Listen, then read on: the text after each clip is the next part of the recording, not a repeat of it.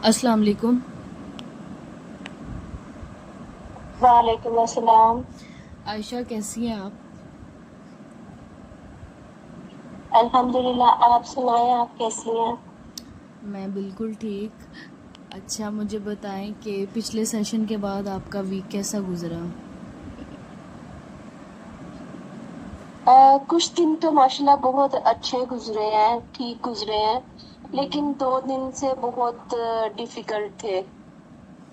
हम्म। Like गुस्सा उसी तरह, मतलब उस तरह नहीं लगा, लेकिन थोड़ा कम ही था। लेकिन बहुत मुश्किल से गुजरे हैं। ठीक है। अच्छा, पहले तो मैं अप्रिशिएट करती हूँ कि आप आई हैं सेशन के लिए दोबारा। तो कोई बात नहीं, ऐसा होता रहता है। एकदम से हम कंट्रोल नहीं कर सकते गुस्से को, या जो भी हमारे थॉट्स हैं आहिस्ता आहिस्ता ही हम उनको स्टेबल करते हैं। ठीक है। मुझे बताएं कि आपने कहा कि 1-2 दिन ठीक गुजरे हैं वैसे, लेकिन बाकी दिनों में ऐसे ही गुस्सा था। तो अच्छा, मुझे बताएं कि इस वीक में सबसे मुश्किल दिन आपके लिए कौन से रहे? मेरे लिए जो है वो फ्राइडे का ऑलमोस्ट जो दिन था ना, वो सारा वो बहुत ही ज्यादा अपसेट गुजरा है।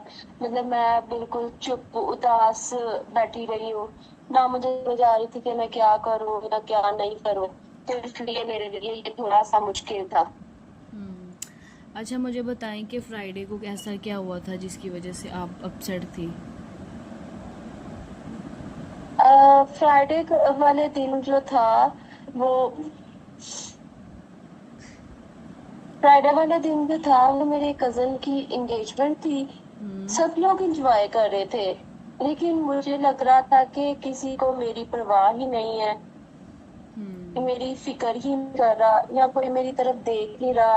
मतलब इस तरह के थॉट्स मेरे जहन में आ रहे थे। और अच्छा। मैं बिल्कुल चुप और अपसेट होके ना एक जगह पे बैठ गई थी, कि मेरे लिए कि मैं बस अपने गुस्से को कंट्रोल कर रही थी, कि मैं यहाँ पे अपने ना इमोशंस को बस ना एक्सप्रेस कर करूँ। ये लेकिन मुझे हम्म। बार बार यही थॉट्स आ रही थी कि किसी को मेरी परवाह नहीं है, मैं जो मर्जी करूँ या जहां मर्जी जाऊं। आयशा, ये बहुत अच्छी बात है। आपने कहा कि मुझे गुस्सा आ रहा था लेकिन मैंने कहा कि मैं एक्सप्रेस नहीं करूँगी, आपने उसको थोड़ा कंट्रोल करने की कोशिश की। तो ये बहुत अच्छी बात है। अच्छा, मुझे बताएं कि उस टाइम पे जो आपको गुस्सा आ रहा था या जो जो आपके इमोशंस थे, आप मुझे बता सकती हैं कि उनकी क्या इंटेंसिटी थी उस टाइम पे? 9 लगा ले या शायद 10 ही लगा ले। मतलब लेकिन मुझे बहुत गुस्सा था, इंटेंसिटी मेरी बिल्कुल हाई थी। लेकिन ये था कि मैं अपने इमोशंस को एक्सप्रेस ही करती रही हूँ, मतलब दबाती रही हूँ। मतलब मैंने शो नहीं करवाए। हाँ, मैं समझ सकती हूँ कि जब इतनी इंटेंसिटी के साथ इमोशंस आते हैं तो इंसान कितना उस टाइम पे इमोशनली डिस्टर्ब फील करता है। ये इंसान को एक एक तरह से थका देते हैं। तो मैं समझ सकती हूँ कि वो दिन आपके लिए कितना मुश्किल रहा होगा। मतलब ये था ना कि सारे लोग खुश थे, और पता नहीं क्यों मुझे एकदम इस तरह लगा कि लोगों को मतलब इन सबको मेरी परवाह नहीं है।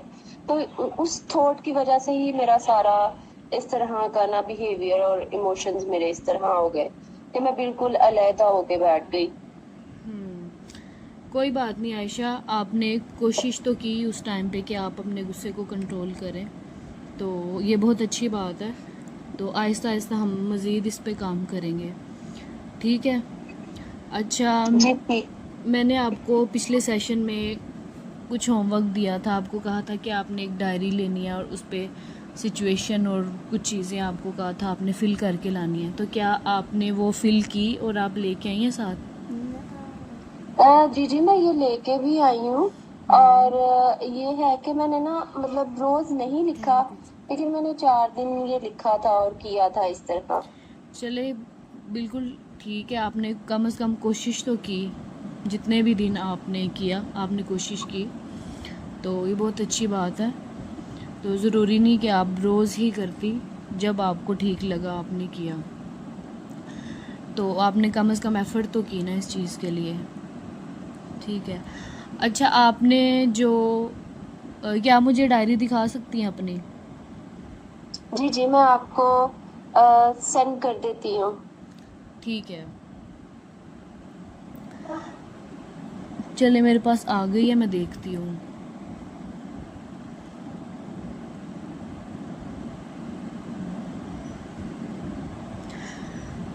अच्छा आयशा, मंडे को आपने लिखा है कि आप जो हैं वो बहुत सैड थी और उसकी रेटिंग आपने की है 8/10। जी जी। और ये आपने जो ट्रिगर लिखा हुआ है वो ये लिखा है कि आपकी जो दोस्त है उसने रिप्लाई लेट किया था और उसकी वजह से आप जी उदास हो गई। इसको आपने 8 रेट किया हुआ है। तो जी। जी मुझे बताएं कि जब आप उदास थी, सैड थी उस टाइम पे, तो उस वक्त आपने क्या किया था?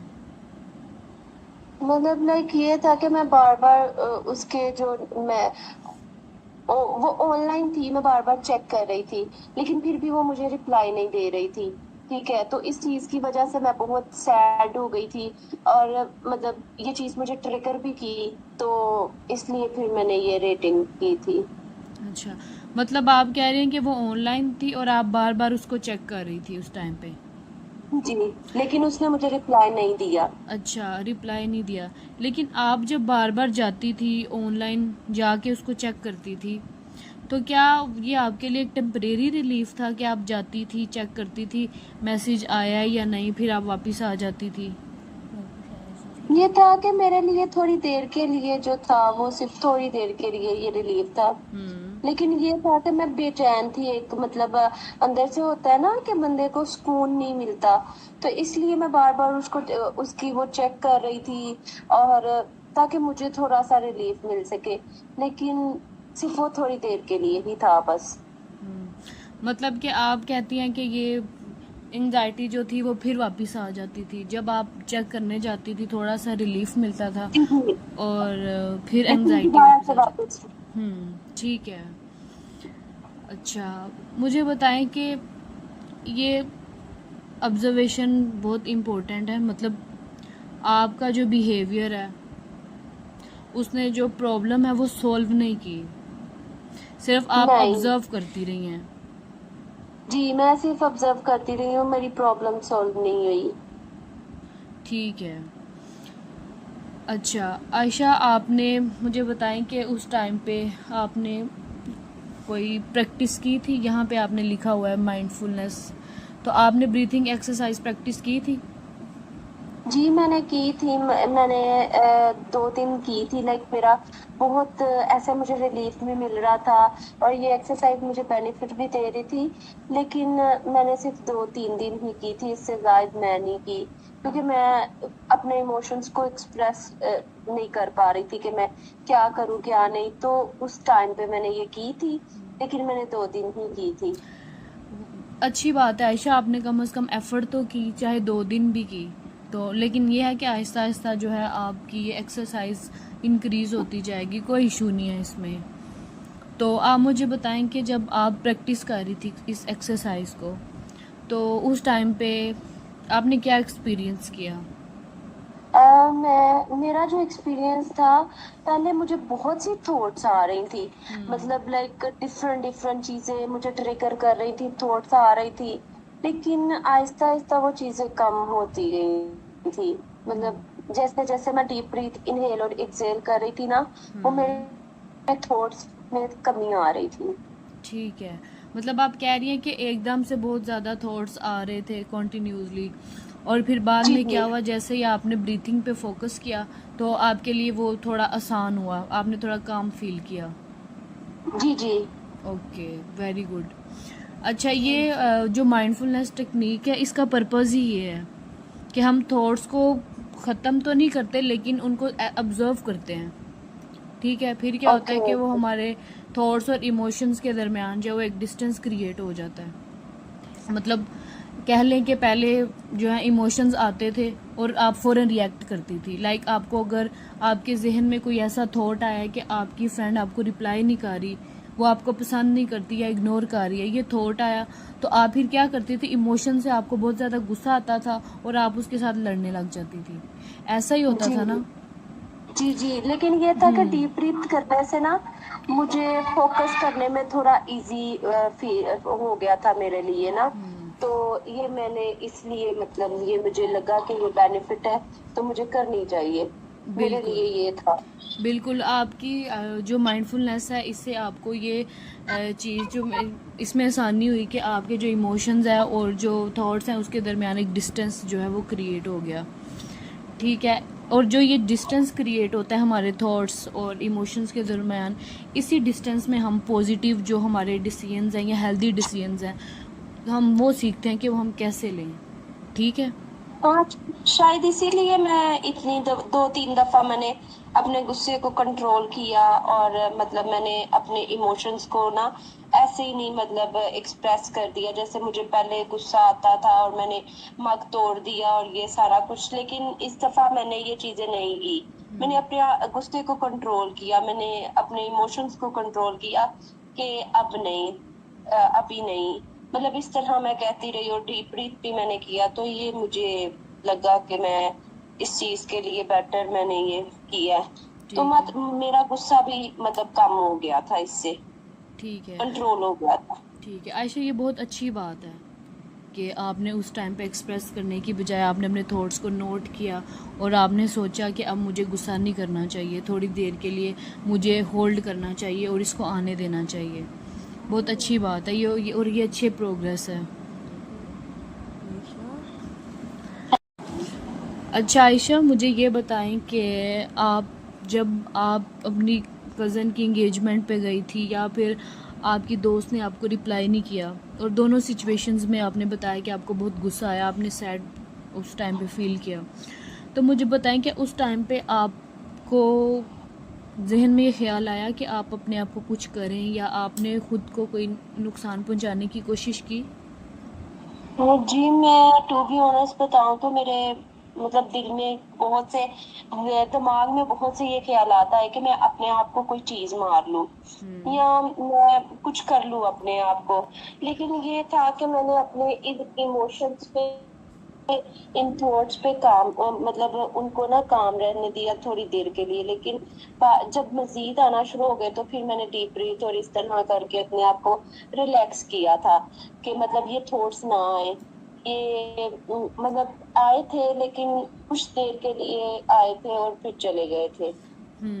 मतलब आपने कहा कि आपको थॉट्स आ रहे थे लेकिन आपने उनको आने दिया, ऑब्जर्व किया, उस पर रिएक्ट नहीं किया और वो जी, थॉट्स मैंने फिर खुद ही रिएक्ट चले गए। किया था, मतलब मैंने ऑब्जर्व किया था इस चीज के लिए। लेकिन ये था कि मैंने उन चीजों पे इतना रिएक्ट नहीं किया था जितना मैं पहले करती थी। एक्सीलेंट, ये बहुत अच्छी बात है आयशा और ये अच्छी प्रोग्रेस है जो आपने ये काम किया। ठीक है आयशा, आज हम एक डीबीटी की न्यू टेक्निक है वो सीखेंगे, जी और जी। इस टेक्निक का जो नाम है वो है बिहेवियर चेन एनालिसिस। क्या आपने कभी ये नाम सुना है? नहीं, मैंने पहले तो नहीं ये नाम सुना, लेकिन बिहेवियर से लग रहा है कि कोई रवैये के मुतालिक होगा। बिल्कुल ऐसा ही है। चले हम बात कर लेते हैं बिहेवियर चेन एनालिसिस की। इसमें हम क्या करते हैं, डीबीटी के मुताबिक हमारा जो बिहेवियर है वो सडन नहीं होता, एकदम से नहीं होता। हर जो बिहेवियर है जैसे कि गुस्सा है या गुस्से में चिल्लाना है या किसी को मारना है, इसके पीछे एक चेन होती है, एक रीज़न होती है। ठीक है। अगर हम उस जी चेन जी। को समझ लेना तो उस चेन के जो बीच में, जैसे कह लें कि एक चेन है, उसके अंदर आपको पता है जोड़ लगे होते हैं एक चेन को। जी जी। इसी तरह एक बिहेवियर के पीछे एक चेन होती है। अगर हम जो है वो उस चेन को बीच में से तोड़ दें, ठीक है, तो अगर हम उसको उस चेन को तोड़ने के लिए पहले उसको समझना ज़रूरी है। अगर हम उसको समझ लेंगे तो हम उस चेन को तोड़ सकते हैं। ठीक है। जी जी। तो आज हम ऐसा करते हैं, आपके जो फ्राइडे वाला इंसिडेंट है उस पे बात करते हैं। ठीक है। जी जी। उस पे हम चेन एनालिसिस टेक्निक जो है वो अप्लाई करते हैं। ठीक है। जी ठीक है। अच्छा, अब सबसे पहले आप मुझे ये बताएं कि जो फ्राइडे के दिन सबसे पहला इवेंट हुआ था वो क्या हुआ था? मैं एंगेजमेंट हॉल में गई थी, मतलब हम्म, मेरी कजिन की एंगेजमेंट थी, तो वो मैंने उस हॉल में गई थी और वो मैंने अटेंड की थी। ठीक है। तो जब आप गई हैं उस टाइम पे क्या सब नॉर्मल था? हाँ, ऑलमोस्ट तो सब नॉर्मल था, मतलब कोई ऐसे इशू नहीं था, कुछ भी नहीं था, सब नॉर्मल जा रहा था। ठीक है। तो मुझे बताएं कि फिर वहाँ पे ऐसा क्या हुआ था, या सबसे पहली ऐसी क्या सिचुएशन आई, ऐसा क्या हुआ कि आपके इमोशंस जो हैं वो चेंज हो गए, आपको गुस्सा आ गया? मतलब मुझे ये फील हुआ था क्योंकि सब लोग आपस में बिजी थे। हम्म। एक तो मेरे फ्रेंड्स नहीं थे, और दूसरा मैं अगर गई गई थी तो मतलब वहाँ आपस में ही सब लोग बातें कर रहे हैं और ये सारा कुछ। फिर मुझे थॉट्स आना शुरू हो गए कि भाई तुम्हारी कोई यहाँ पे जरूरत नहीं है, ठीक है, तुम एमी आ गई हो, और इस तरह की फिर मुझे थॉट्स आने लग गई थी। हम्म। तो मतलब उस टाइम पे सबसे पहला थॉट क्या आया था, अगर आपको याद है तो आप मुझे बताएं। मतलब मुझे ये आया था कि किसी को मेरी जरूरत नहीं है शायद। हम्म, ठीक है। तो जब उस टाइम पे आपको ये थॉट आया तो उस थॉट पे आपका क्या इमोशन था? मतलब मैं बहुत ज्यादा उदास हो गई थी, मेरी शक्ल से ही रोने वाली फील हो रही थी, ठीक है, मतलब मैं ऐसे थी जैसे मतलब हूं ही नहीं, मैं उदास हो गई थी। ठीक है। तो मुझे आप बता सकते हैं कि उस टाइम पे आपके उस इमोशन की इंटेंसिटी क्या थी? अगर तो मैं रेट करूं, आपने जैसे मुझे बताया था हम्म। कि 10 में से करते हैं, बिल्कुल। और 9, 10 आउट ऑफ 9। मतलब कि आप काफ़ी ज़्यादा उस टाइम पे सैड थी। जी, मैं बहुत ज्यादा उदास हो गई थी, मतलब मैं इस तरह थी कि मेरा दिल कर रहा था कि बस ये इवेंट छोड़ के चले जाऊं मैं। हम्म। ठीक है। अच्छा आयशा, मुझे बताएं कि उस टाइम पे आपकी कोई कोई फिज़िकल चेंज आया आपकी बॉडी में? जी जी, एक तो मेरी आंखों में आंसू आ गए थे, कि हम्म। मेरे चेहरे से साफ पता चलना शुरू हो गया था कि बस मैं रोने वाली हूँ। दूसरा, हम्म। मेरा सांस जो था वो तेज हो गया था, फूलने लग गया था, मेरे हाथ पांव कांपना शुरू हो गए थे, मुझसे बात नहीं हो रही थी। और दूसरा, मेरे दिल की धड़कन बहुत ज्यादा तेज हो गई थी। हम्म। और मेरे मतलब मैं बोलना भी चाह रही थी, लेकिन मेरे होंठ जो थे कांपना शुरू हो गए थे और मुझसे बोला ही नहीं गया। मतलब कि आप कह रही हैं कि जब आपको उस टाइम पे गुस्सा आया और आपने उदास फील किया तो उसकी वजह से आपकी जो है वो हार्ट बीट भी तेज़ हो गई, आपने रोना शुरू कर दिया, मतलब ना जी चाहते हुए भी आपकी आंखों से आंसू आने लग गए। हाँ हम्म। जी, और ठीक है। सांस भी तेज हो गया था मेरा। ठीक है। अच्छा, ये तो आपके इमोशंस हैं जो आपने मुझे बताए। तो आपको याद होगा कि पहले सिचुएशन आती है, सिचुएशन के बाद फिर आपको इमोशंस आते हैं, थॉट्स आते हैं, फिर इमोशंस आते हैं, और उसके बाद आप रिएक्ट करते हैं। तो आप मुझे बताएं कि जब आपको ये इमोशंस आए हैं तो उस टाइम पे आपका क्या बिहेवियर था? मतलब मैं एक जगह पे जाके, मैंने जैसा कि बताया कि मैं कॉर्नर में जाके एक जगह पे बैठ गई थी, मैं लोगों की भीड़ से निकल गई थी, मतलब मैं बिल्कुल अकेले एक जाके कॉर्नर में सोफा पड़ा हुआ था और वहां पे जाकर मैं बैठ गई थी। तो मतलब मुझे ना कोई देखे, ना मेरे ये इमोशंस जो कोई देखे, ना मैं उनको एक्सप्रेस करूं, और ना मतलब मैं कुछ गलत करूं या गुस्सा किसी पे करूं, इसलिए मैं किसी उधर कॉर्नर पे जाके बैठ गई थी। ठीक है, मतलब आप सब लोगों से अलग होके अकेली बैठ गई थी जाके। जी हाँ ठीक है। जी। तो फिर जब आप वहाँ पे जाके अकेली बैठी तो फिर आपने क्या किया? वहां जाके मैंने क्या किया था, मैंने फोन निकाला था, हम्म। और मैं ऐसे ही स्क्रॉल करना शुरू हो गई, सोशल मीडिया वगैरह देखना शुरू हो गई थी, आके मैं अपने माइंड को डाइवर्ट करूं, और इस तरह ना, तो मैं इसी तरह टिकटॉक और इसी तरह चीजें देखना शुरू हो गई। ठीक है। अच्छा, मतलब आप कह रही हैं कि आपके लिए वो टेम्परेरी रिलीफ था जो आप फ़ोन यूज़ कर रही थी? हाँ, शायद कुछ देर के लिए, कि मैं अपने जहन को दूसरी तरफ कर सकूं। ठीक है। फिर उसके बाद क्या हुआ? फिर मैं और ज्यादा मतलब लोनलीनेस फील करना शुरू हो गई थी कि मतलब मुझे कोई देख ही नहीं रहा, मुझे मेरे पास कोई आ ही नहीं रहा, और मैं बहुत अकेली अपने आप को फील करना शुरू हो गई थी। फिर मैंने फोन बंद कर दिया और एक जगह पे चुप करके बैठ गई थी बस। ठीक है, मतलब आप कह रही हैं कि आपने जब फ़ोन यूज़ किया तो आपको टेम्परेरी रिलीफ तो मिला, लेकिन जब आपने फ़ोन छोड़ा फिर वही सोचें आपको तंग करने लग गई। हाँ जी, और ज्यादा, बल्कि मुझे ऐसा फील हो रहा था जैसे मैं अकेली रह गई हूँ। ठीक है, मैं समझ सकती हूँ आपकी सिचुएशन। अच्छा, मुझे बताएं कि फिर उसके बाद जब आप घर आ गई हैं तो फिर क्या हुआ? घर आके क्या किया आपने? मतलब मैं घर आई हूँ, घर आके मैंने कमरे में, अपने कमरे में गई हूँ। कमरे में जाके मैंने रूम को लॉक लगाया है। फिर मैं बहुत ज्यादा रोई थी। इवन के मतलब मैं किसी से बात नहीं की, किसी से कुछ भी नहीं कहा, सीधा अपने रूम में जा लॉक लगा के, और मैं इतना ज्यादा रोई कि मुझे खुद नहीं समझ आ रही थी कि मैं रो क्यों रही हूँ।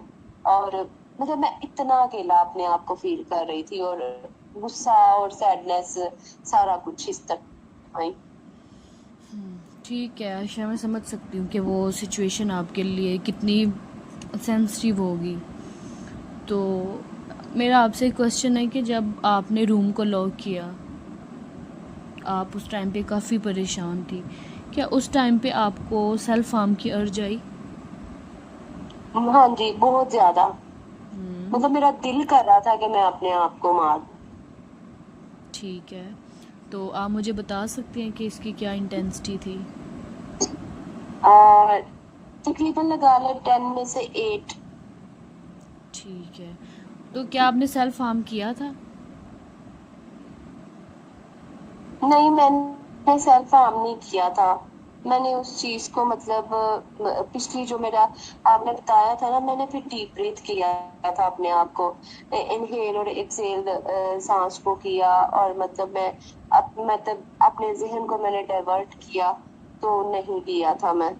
एक्सीलेंट। उससे ये हुआ था कि मेरी जो अर्ज थी ना सेल्फ हार्म की, वो थोड़ी कम हो गई थी।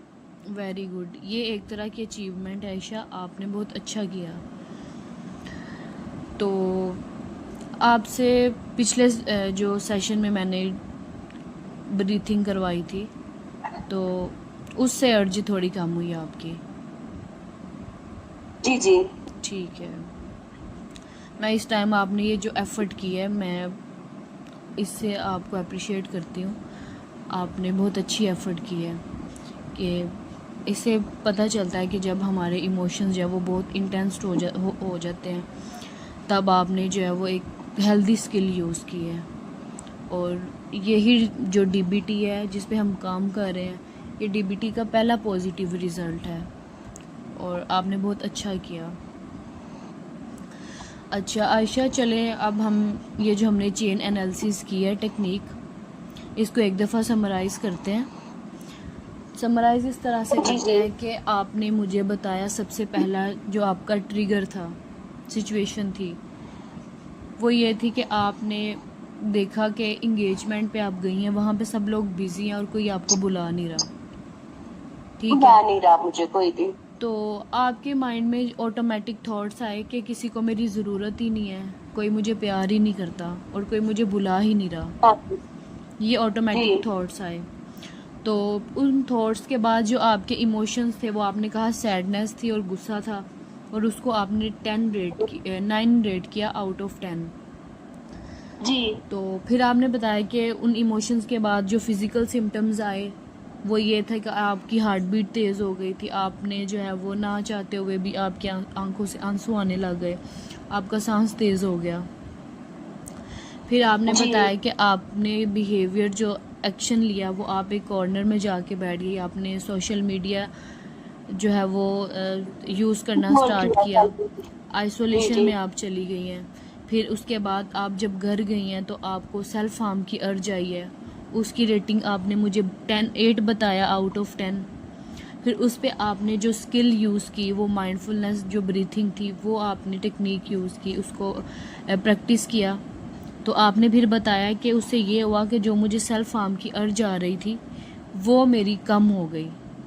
कम हो गई थी। ठीक जी है, जी जी यही जी, हमारा ऐसे ही है। चेन एनालिसिस है। ये सारी आयशा एक तरह की चेन है। ठीक है, जैसे आपको गुस्सा आया तो आपने क्या किया, उस टाइम पे आपको माइंड में थॉट आया सेल्फ हार्म का, तो आपने क्या किया, ब्रीथिंग एक्सरसाइज स्टार्ट कर दी, मतलब आपने उस चेन को तोड़ दिया। जी जी तो उसकी वजह से क्या हुआ कि आपके जो इमोशंस थे, जो पीक पे इमोशंस थे या अर्ज थी सेल्फ हार्म की, वो वहीं पे ब्रेक हो गई, वहीं पे ख़त्म हो गई। हाँ, ठीक मुझे है। भी पहली दफा ना ऐसे लगा हम्म। कि जैसे मेरे जो इमोशंस है ना, उनका कोई पार्टनर है, हम्म। मतलब मैं उनको समझ पा रही हूँ। कभी ऐसा फील नहीं हुआ था, मतलब कि मैं अपना गुस्सा आए और उसको कंट्रोल कर लूं। लेकिन इस दफा मैंने बहुत ये ना गुस्से को कंट्रोल, अपने इमोशंस को कंट्रोल किया, उस पार्टनर को समझा। बिल्कुल। और आपको मैंने तो पहले बताया था कि आपका जो बिहेवियर है वो एकदम से नहीं आता। वो कह लें कि वो एक स्टेप बाय स्टेप आता है, जैसे चेन के स्टेप्स होते हैं, पहले एक स्टेप आएगा, फिर उससे पिछला, फिर उससे पिछला, इस तरह स्टेप्स आते हैं। और इसी जी तरह जी आपकी जो भी सिचुएशन आपने मुझे बताई, ये सारे स्टेप्स हैं कि आप इंगेजमेंट पे गई, आपको थॉट्स आए, आपको इमोशंस आए, इमोशन भी आपका स्टेप है, फिर उसके बाद आपकी जो है वो फिजिकल सिम्टम्स आई, वो भी स्टेप है, उसके बाद बिहेवियर आपने एक्ट किया, वो भी स्टेप है, अर्ज आई, वो भी स्टेप है, हेल्दी स्किल यूज़ किया, वो भी स्टेप है, और उसके बाद जो आउटकम आया वो भी स्टेप है। ये बिहेवियर के सारे स्टेप्स हैं, ये पूरी एक जी चेन जी थी।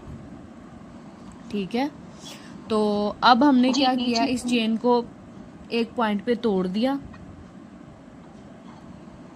और उसकी वजह से क्या हुआ कि हमारा जो हार्मफुल बिहेवियर था वो रुक गया।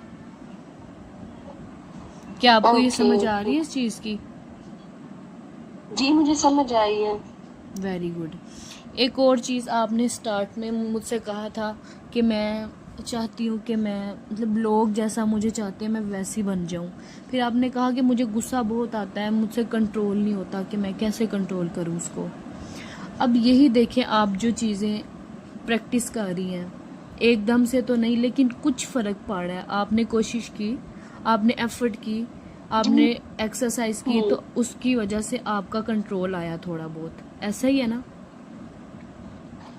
जी जी, मुझे वाकई बहुत, मैं जब रूम में गई और मुझे इतना गुस्सा आया, पिछली दफा जब मुझे गुस्सा आया था तो मैंने मग तोड़ दिया था इवन के। हम्म। लेकिन इस दफा मुझे गुस्सा आया, मैं रूम में गई, मैं रोई भी, लेकिन मैंने डीप ब्रीथ करके उन अपने इमोशंस को जो है वो काम डाउन किया और अपने आप को रिलैक्स किया। तो मतलब मुझे ये सही लगा, तो मुझे करना चाहिए था। ठीक है, ये बहुत अच्छी एफर्ट है। आयशा, अब इसी तरह हम जो है अपने थॉट्स को स्टेबल करेंगे और उनको लेकर चलेंगे। मैंने पहले भी आपको बताया कि हमारे जो थॉट्स होते हैं, हम हमें लगता है कि उनका हम पे कंट्रोल है, लेकिन ऐसा नहीं है। आप कह लें कि आप एक अलग पर्सनैलिटी हैं, और वो जो थॉट्स हैं वो आपकी पर्सनैलिटी से हट के हैं। वो आपकी पर्सनैलिटी को डिफ़ाइन नहीं करते। ना लोग आपकी पर्सनैलिटी को डिफ़ाइन कर सकते हैं। आपने अपनी पर्सनैलिटी को खुद डिफ़ाइन करना है। आपने खुद देखना है कि आप क्या हैं। अगर लोग आपको कहते हैं कि आप आप अच्छे नहीं हो, तो क्या आपको लगता है कि आप अच्छे नहीं हो, जबकि आपने उनके लिए बहुत अच्छा किया हो, बहुत एफर्ट किए हो? एग्जैक्टली। तो आप लोग अपने पर्सपेक्टिव से देखते हैं। आप अपने माइंड में ये चीज़ रखें कि अगर मैं अच्छी नहीं हूँ, ये आपका पर्सपेक्टिव है, ये आपका कंसर्न है, ये मेरा कंसर्न नहीं है। ठीक है, और आप अपनी अपनी जी जो वर्थ है उसको लोगों के लिए कम मत करें। आप अपना कंट्रोल लोगों के हाथों में ना दें, आप लोगों पे डिपेंडेंट ना हों। ठीक है, तो जी अब ठीक जो है, है, पहले हमने चेन मैं एनालिसिस ट्राई की। करूँगी। जी, क्या कह रही हैं आप?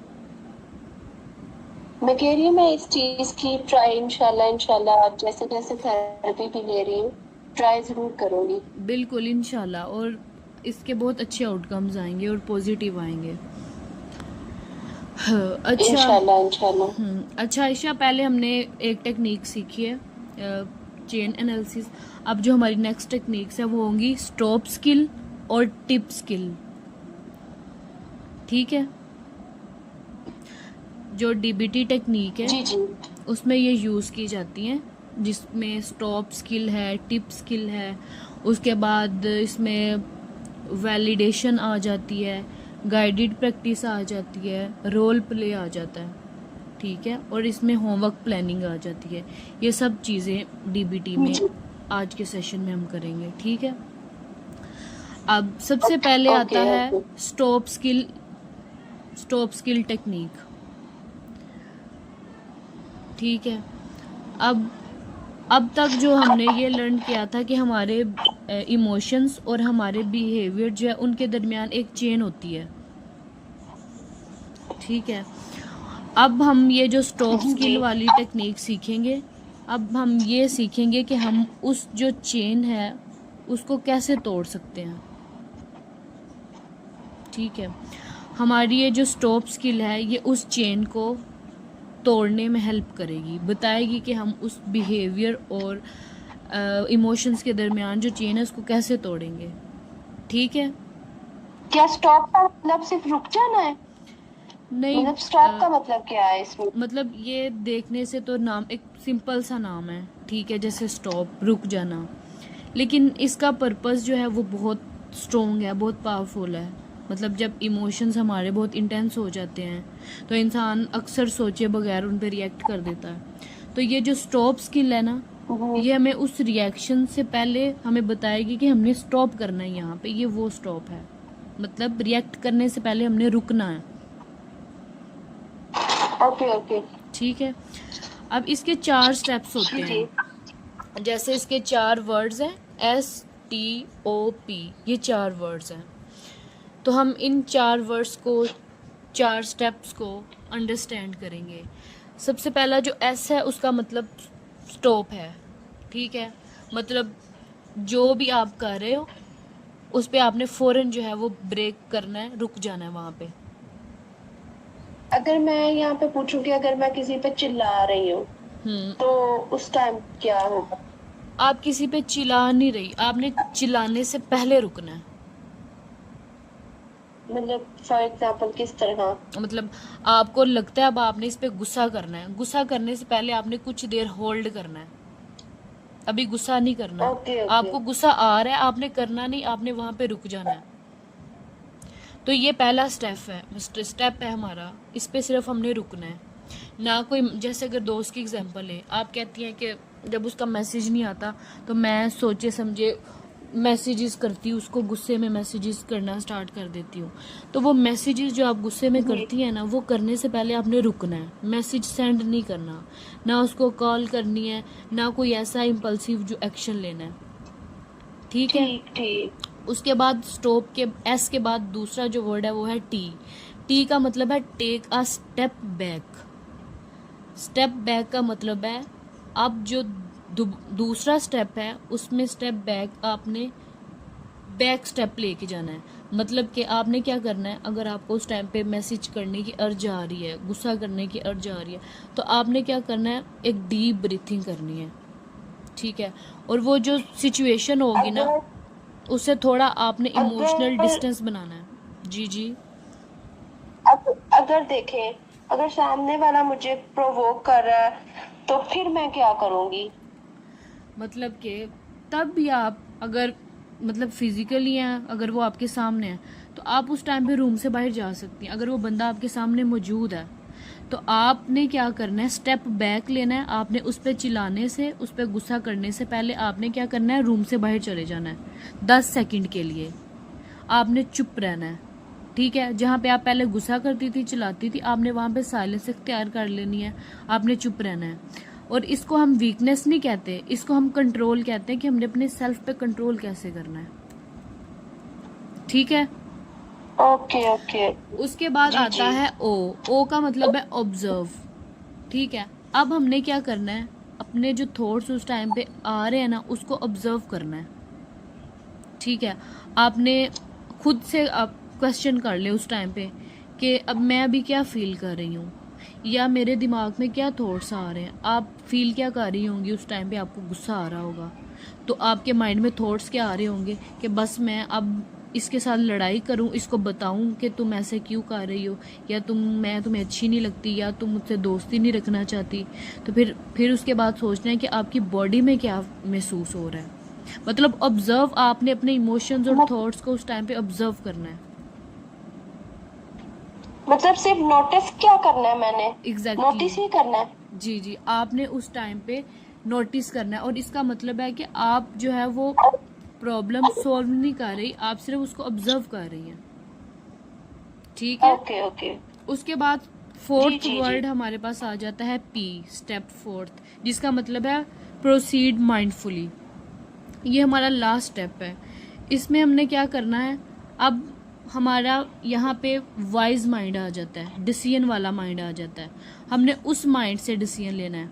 ठीक है, हमने जो 3 माइंड पढ़े थे, हमने रीजनेबल माइंड से डिसीजन नहीं लेना, हमने डिसीजन लेना अपने वाइज माइंड से, इमोशनल माइंड से नहीं लेना। ठीक है। ठीक ठीक। अच्छा मेरी बात सुने यहाँ पे, अगर मतलब कि उस वक्त अगर मेरा दिल कर रहा है, नहीं कर रहा, तो फिर मैं क्या करूंगी? मतलब अगर उस टाइम पे आपका दिल करे कि मैं अब गुस्सा करूं, मैं अपने इमोशनल माइंड को यूज करूं, तो आपने उस टाइम पे नहीं करना, आपने अपने वाइज माइंड को यूज करना है। ठीक है। और ये आपके लिए लॉन्ग टर्म रिकवरी की तरफ आपको लेके जाएगा, बेहतरी की तरफ लेके जाएगा, इसलिए आपने वो स्टेप चूज करना है। मतलब मैंने अपने जो इमोशनल और इस तरह की तरफ नहीं आना, और मैंने अपने वाइज माइंड को यूज करना है। बिल्कुल ऐसा ही करना है आपने। ठीक जी है। ठीक है। अब आपको चारों स्टेप्स की समझ आ गई है। हाँ जी हाँ जी। सबसे पहले आपने इसमें क्या करना है कि आपने सबसे एस। पहले अपनी जो एस वाली सिचुएशन है उस पे आपने क्या करना है कि स्टॉप करना है, फौरन रुकना है, गुस्सा करने से पहले आपने वहीं पे रुक जाना है। टेक अ स्टेप बैक, अगर उस सिचुएशन में आप मौजूद हैं या आपकी दोस्त आपके सामने मौजूद है तो आपने गुस्सा नहीं करना, आ रहा है तो आपने उस सिचुएशन से निकल जाना है, उस रूम से बाहर चले जाना है। उसके बाद आपने क्या जी। करना है, ऑब्जर्व करना है, जो आपको गुस्सा आ रहा है, अच्छा। थॉट्स आ रहे हैं, आपने उसको सिर्फ ऑब्जर्व करना है कि आप क्या महसूस कर रही हैं, आपकी बॉडी में क्या चेंजेस आ रहे हैं। ठीक है। फिर फोर्थ पे आपने क्या करना है, ठीक। माइंडफुली प्रोसीड करना है, अपने वाइज माइंड को यूज करना है, और जो आपके लिए पॉजिटिव डिसीजन है आपने वो लेना है। ठीक है आयशा। जी जी ओके। जी अब जी, हम क्या मुझे करते हैं समझ आ गई है। जी, स्टॉप। अब हम रोल प्ले करते हैं। ठीक है।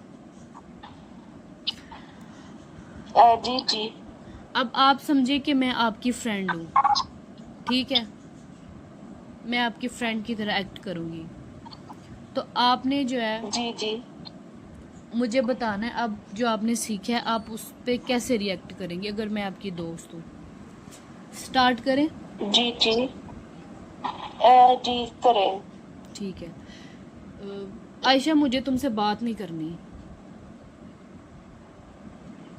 अब बताएं आप पहले आप क्या करती थी क्या? जब मैं कहती थी कि आयशा, जब दोस्त कहती थी आयशा मुझे तुमसे बात नहीं करनी, तो तब पहले आप क्या करती थी भला?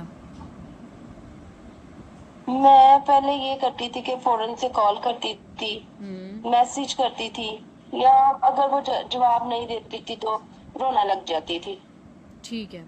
और अब हम क्या करेंगे, सबसे पहला जो एस का स्टॉप वाला स्टेप है उसको यूज करते हैं। ठीक है। पहला स्टेप अब हम क्या करेंगे?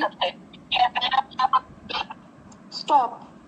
ठीक है, एक्सीलेंट। और दूसरा हम क्या करेंगे?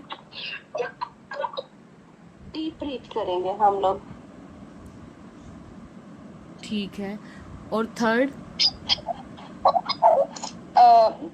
ऑब्जर्व करेंगे। ठीक है।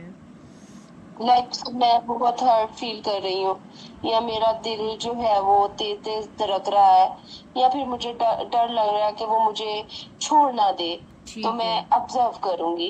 ठीक है, एक्सीलेंट। मतलब आप ये ऑब्जर्व कर रही हैं अब।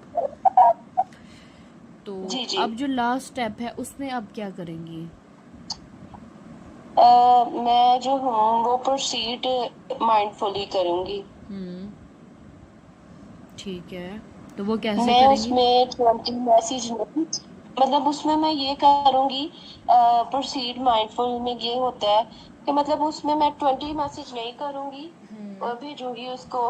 पहले मैं वेट करूंगी, ठीक बाद है। में मैं उसको उसके साथ मतलब एक कह लें कि रिस्पेक्टफुल सा मैसेज भेजूंगी, ताकि मतलब उसको जो है वो जो मैंने पहले किया हुआ मैसेजेस या जो भी है, तो वो उससे मैं गुरेज करके तो उसे एक ही मैसेज भेजूं जो अच्छे अदाब के साथ भेजा जाए। ठीक है, मतलब आप कह रही हैं कि आप फ़ौरन से रिएक्ट नहीं करेंगे। अगर वो कहेगी मैंने बात नहीं करनी, तो आप फ़ौरन से रिएक्ट नहीं करेंगी, बल्कि 20 मिनट तक आप होल्ड करेंगी, वेट करेंगी, फिर 20 मिनट के बाद जी आप उसको रिस्पेक्टफुली एक मैसेज भेजेंगी। हाँ जी मैं। Very good. ये भी डीबीटी का एक गोल है, तो इस पे भी हमने आज काम किया। ठीक है, तो आपको क्या ये जी जी समझ में आया, ये वाली टेक्निक? जी हाँ जी, मुझे पता चला ये वेरी गुड। स्टॉप का। ठीक है। आयशा, अब हमारी जो नेक्स्ट टेक्निक है वो है टिप स्किल। ठीक है, कभी जी कभी जी ऐसा होता है कि हमारे इमोशंस इतने ज़्यादा इंटेंस हो जाते हैं कि हमारे लिए सिर्फ उस सिचुएशन में स्टॉप करना काफ़ी नहीं होता। ठीक है, उस टाइम पे फिर हम क्या करते हैं, हम ये टिप स्किल जो है ये यूज़ करते हैं। ठीक है। ये क्या होती है? ये नहीं मुझे पता, मतलब स्टॉप का तो मीनिंग पता चल गया कि रुक जाना, लेकिन टिप का क्या मतलब है ये ये बता दें। बिल्कुल मैं आपको बताती हूँ। ये इसमें ये होता है कि हमारी जो बॉडी है ना, ये अपनी बॉडी को उस टाइम पे काम करने की कह लो कि एक इमरजेंसी और इंस्टेंट टेक्निक है। जब हमें गुस्सा आ रहा होता है तो ये उस टाइम पे इंस्टेंट टेक्निक है जो हम यूज़ करते हैं बॉडी को काम करने के लिए। जी जी इसमें पहला जो वर्ड आएगा टी, सारे वर्ड्स को जो है हम वो मतलब के अलग अलग से समझने की कोशिश करेंगे। सबसे पहले आता जैसे है, हमने स्टॉप का किया था। बिल्कुल वैसा ही। सबसे ओके ओके पहले है टी। टी का मतलब है टेम्परेचर। टेम्परेचर मतलब कि उस टाइम पे अगर आप बहुत गुस्से में हैं तो आपने क्या करना है, अपने फेस को ठंडे पानी से वॉश करना है या आइस पैक यूज़ करना है। इससे क्या होगा, मतलब इससे क्या फर्क पड़ेगा? इससे ये है कि आपकी जो बॉडी है उसका जो टेम्परेचर है वो बॉडी के कोल्ड होने से आपका जो स्ट्रेस रिस्पॉन्स है वो स्लो हो जाएगा। ओके आपने कभी नोटिस किया होगा कि जब आपको बहुत गुस्सा आता है तो आपकी बॉडी बहुत गर्म हो जाती है। तो इसी तरह इसमें भी ये है कि आपका जो टेम्परेचर है उसको कोल्ड रखने के लिए बॉडी टेम्परेचर को, तब आपने जो है वो जाके आइस पैक यूज़ करने हैं या फिर आपने ठंडे पानी से फेस वॉश करना है। ठीक है। ओके जी जी जी ठीक है। अब उसके बाद आता है आई। आई का मतलब है इंटेंस एक्सरसाइज। इंटेंस एक्सरसाइज में क्या होता है कि आपने 2 से 5 मिनट फास्ट वॉकिंग करनी है, जॉगिंग करनी है या फिर जंपिंग करनी है आपने। ठीक है, ऐसे एक्सरसाइज उस टाइम पे मैं किस तरह कर सकती हूँ? मतलब कि आप मतलब देखें ना, मुझे ये नहीं समझ आई। हमारी जब हमें बहुत ज़्यादा इमोशंस आते हैं ना इंटेंस पे, तो क्या होता है कि हमारी बॉडी का जो एड्रीनालिन हार्मोन होता है ना, हाँ जी तो वो उस एनर्जी को रिलीज कर देता है, उस इंटेंसिटी को कम ओ कर देता है। ठीक है, तो ठीक इसलिए ठीक जब आपको जी बहुत जी ज़्यादा इमोशंस आएंगे आपने बहुत ज़्यादा उस टाइम पे फास्ट वॉक करनी है, जो आपके लिए इजी है, जॉगिंग है, जंपिंग है या फास्ट फास्ट वॉकिंग है, तो आपने वो उस टाइम पे करनी है। इससे क्या होगा कि आपका जो मतलब कोई भी जी, एक्सरसाइजेस मैं कर सकती हूँ? कोई भी। ठीक है। उसके बाद आता है पी, जिसको पेस्ट ब्रीथिंग कहते हैं। इसमें आपने क्या करना है कि आपने 4 सेकंड के लिए इनहेल करना है, अंदर की तरफ सांस लेके जाना है, डीप ब्रीथ करनी है। फिर 6 सेकंड के लिए आपने एक्सहेल करना है, बाहर की तरफ सांस। फिर उसके बाद आपने आहिस्ता आहिस्ता जो है वो ब्रीथिंग करनी है। ठीक है, ये तो हमने पिछले सेशन में भी की थी डीप बिल्कुल ब्रीथिंग। बिल्कुल वैसे ही करना है। ठीक है, जी उसके जी बाद ठीक। आता है पी। पी का मतलब है प्रोग्रेसिव मसल रिलैक्सेशन। इसमें आपने क्या करना है, ये भी एक एक्सरसाइज कह लें, टेक्निक कह लें, इसमें आपने क्या करना है, उस टाइम पे आपने अपने बॉडी के जो मसल्स हैं उनको बहुत टाइट करना है, ठीक है। पहले एकदम टाइट करके फिर आपने रिलैक्स करना है, ठीक है। Okay okay okay. मतलब कि कह लें कि आपने अपने हाथ को एकदम टाइट करना है 5 सेकंड के लिए, ठीक है। अब क्या करना है, आहिस्ता आहिस्ता आपने उस हाथ को ढीला छोड़ देना है। क्या ये मुझे आप अभी करवा देती जी प्रैक्टिस बिल्कुल, अगर? बिल्कुल अभी मैं आपको करवाऊंगी। फिर इसके बाद जी जी। आपने क्या करना है, इसी तरह अपने शोल्डर्स को आपने करना है रिलैक्स, ठीक है। फिर लेग्स को करना है। अब हम ठीक है। इसकी प्रैक्टिस करते हैं। तो क्या आप रेडी हैं करने के लिए? जी जी मैं रेडी हूँ। ठीक है, तो आप रिलैक्स होके पहले बैठ जाएं। जी ठीक है। ओके। अब आप एक गहरी सांस लें, डीप ब्रीथ करें अंदर की तरफ 4 सेकंड के लिए। ठीक है। अब 6 सेकंड के लिए उसको एक्सहेल करें।